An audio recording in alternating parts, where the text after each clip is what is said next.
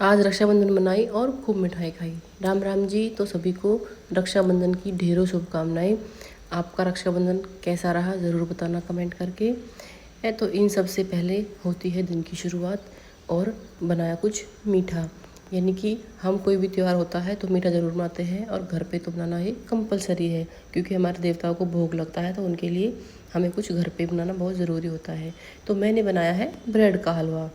Bread को crush कर लिया, घी में डाल के उनको अच्छे से भून लिया, क्योंकि हमें कोशिश करनी चाहिए कि अगर हम देवताओं को भोग लगा रहे हैं, बाहर की मिठाई तो होती ही है, लेकिन हमें घर पे भी कुछ मीठा बनाना चाहिए, चाहे हम आटे का हलवा ही बनाएं। ये मेरी सोच है।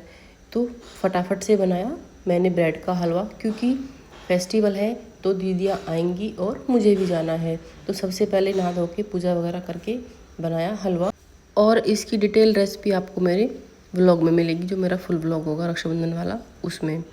तो अच्छे से हलवा बन गया। थोड़ी देर बाद दीदियाँ भी आ गई, क्योंकि इस फेस्टिवल में ऐसा होता है, मुझे भी जाना होता है और दीदियाँ आती है, फिर उनकी दीदियाँ आती है और मेरी भाभियाँ जाती हैं, तो थोड़ा पजल रहता है। वैसे तो रक्षाबंधन भाई बहन का त्यौहार है, बहुत ही प्यारा सा, लेकिन इसमें भाभी का भी अहम रोल होता है, क्योंकि नंद भाभी का रिश्ता भी एक बहुत ही यूनिक होता है, जिसमें कि प्यार का होना बहुत ज़रूरी है।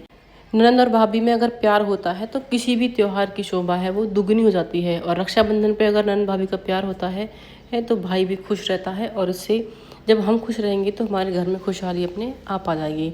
और बेटियों के आने से घर में रौनक होती है, चाहे वो हमारे घर आए या हम अपने मायके जाएं।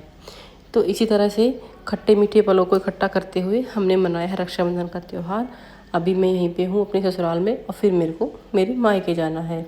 तो फिर मैं थोड़ी देर नीचे बैठी दीदियों के पास में, तब तक मेरी गाड़ी आई थी, और ऐसे ही इन पलों को एंजॉय किया। बहुत ही भावुक सा पल होता है ये भी, बहुत ही इमोशनल चीज़ें होती हैं जो समझते हैं उनके लिए। लेकिन क्या होता है कि टाइम के साथ में इंसानों की सोच बदलती जा रही है, और उन्होंने सिर्फ इसको एक ऐसे ही फॉर्मेलिटी के तौर पे इन त्योहारों को मनाने लगे हैं। अब मैं अपने मायके में आ गई हूँ, और अब है मेरा नंबर राखी बांधने का है। तो इसी तरह से हमने बहुत प्यार से त्यौहार को मनाया है, और फिर मेरी भाभियाँ भी जाएंगी। कैसा मिनी व्लॉग में बस इतना ही, और सारी डिटेल डालूंगी मैं फुल व्लॉग में। कैसा लगा ज़रूर बताना। धन्यवाद।